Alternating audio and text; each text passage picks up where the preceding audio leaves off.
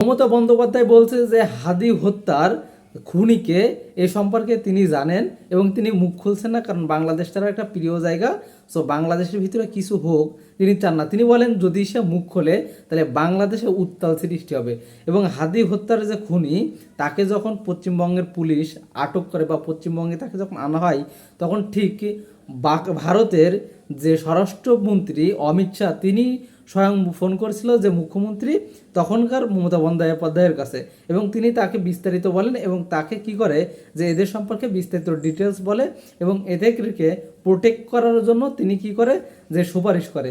সুতরাং চিন্তা করুন, মমতা বন্দ্যোপাধ্যায় তিনি মুখ খুলে দিয়েছে বা তিনি এখন মুখ খুলতে চাচ্ছে না দেশের স্বার্থে যে হাদিকে আসলে প্রকৃত অর্থে হত্যা করছে কে বা কে কে এর পিছনে জড়িত।